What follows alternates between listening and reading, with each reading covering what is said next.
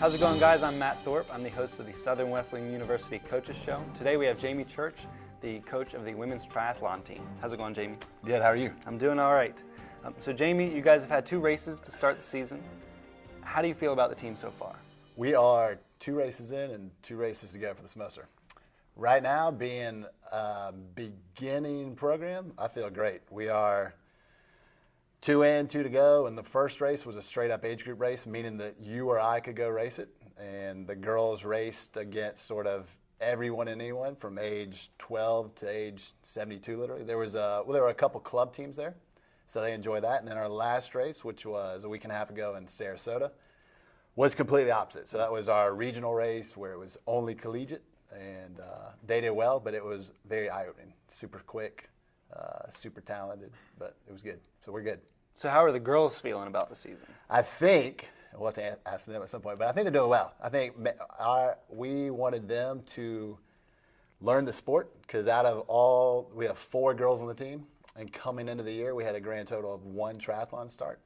So we were brand new to the sport, brand new to the program, and so I think right now my goal for them, or one of the goals we set was, hey, we just want you to feel like we want to race again after the race. We want you to improve. We want you to enjoy the sport. And I think right now we're still good and green to go there. So at the race in Sarasota, the swimming portion was canceled due to algae conditions. Can you explain what happened there? Yeah, so we raced in Sarasota. So the swim, it was supposed to be a 750-meter swim. It was supposed to take place in a little lake. The venue was a cool setup. It was the previous weekend they had the World Rowing Championships there. And apparently with Hurricane Irma coming through,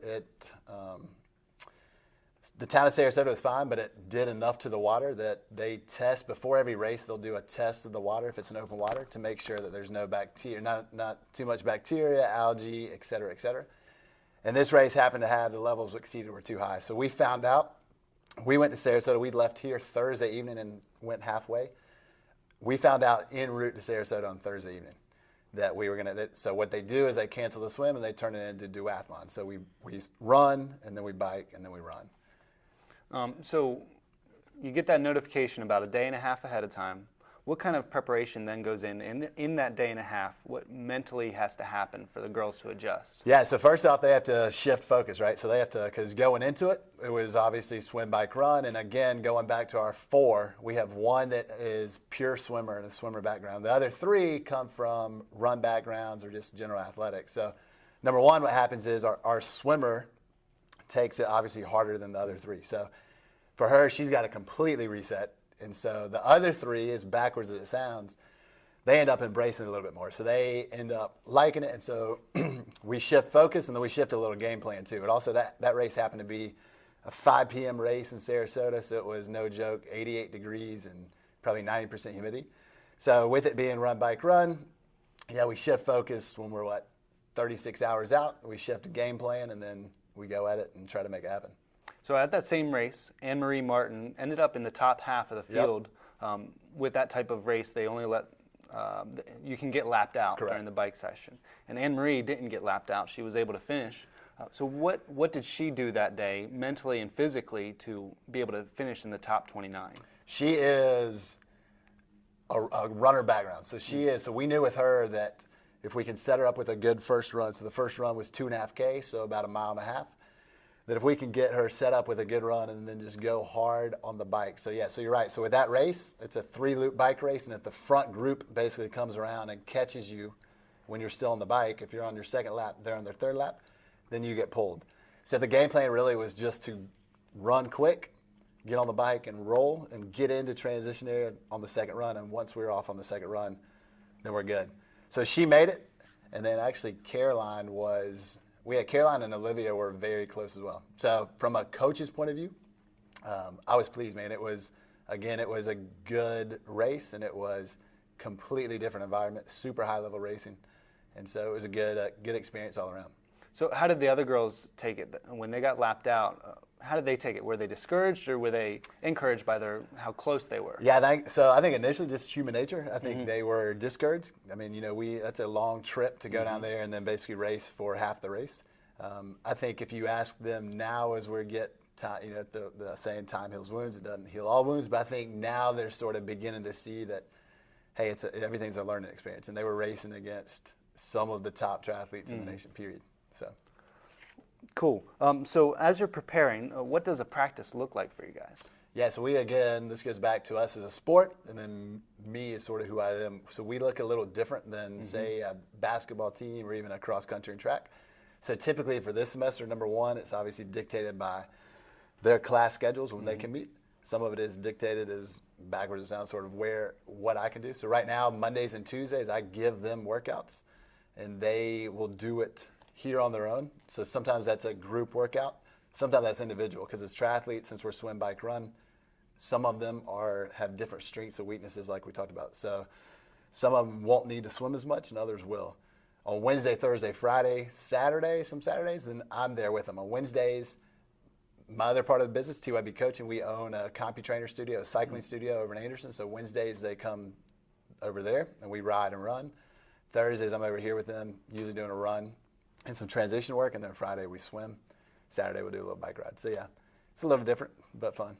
So you individualize the workouts for each athlete. Yeah. So the trick is, man, everybody's different, and especially in triathlon, everybody's coming from different backgrounds. So sometimes on a Monday and Tuesdays, for instance, the girls will have the exact same workout, so they can do it as a team. Other times it will be similar enough where they could start it together, and then other times maybe it's just going to be completely different where they could start as a team, but they'll end up just different intervals or different workouts. So with triathlon being an individual yet team sport, how do you remind the girls that it is a team sport beyond just sometimes working out as a team? Yeah, so one of our goals is, we just want to be a team. We just want to look different and grow. From a training perspective, you're right. From a training perspective, some of the times it is definitely not sort of team oriented. And some of the races we do, the Wilmington one we did the first week, and the one that we're going to do this weekend in Sumter, same deal, just individual sport. The way they're trying to do it at a collegiate level, though, is, again, going back to our Sarasota race, is what's called draft legal, which is why we can get lapped out. So in a perfect world, we as a team can help each other out. Now, we're not there yet because we're basically year 0.5. Right. But as we grow as a team, it will become more team dynamic and team friendly. And so. Cool. So the fall is considered your championship season. At the end of the season, you want to be able to consider it a success. What needs to happen? So I told them, so we had this discussion sort of week one. And so, again, going back to the point that we had a grand total of 1. My goal with them was, again, from a team standpoint, we just look different and be different. We grow as a team, and we continue to be excited about triathlon, enjoy it, and ultimately want to be a little better. And, going back to last year, we were sort of recruiting and talking about a ghost program, right? Because last year this didn't exist at SWU, and to be completely honest, most high school juniors and seniors, if you say the word triathlon to them, a lot of them don't really know what's up. And so that was the other thing too. Not only that, but also just creating the foundation of this program. So they are year one. They will always be year one. So 20 years from now, they can look back and go, hey, I was a part of this, which I think has happened. From a generic recruiting standpoint now, we're doing a little better and talking to a lot more people than we were last year. So they're doing, and I think they thoroughly enjoy it, hopefully. And so we'll keep it going. Well, thank you, Jamie. We wish you the best of luck at your upcoming races. We hope you do well at the championship season. Thank you, sir. Thank you guys for watching. Be sure to join us next time on the Southern Wesleyan University Coaches Show.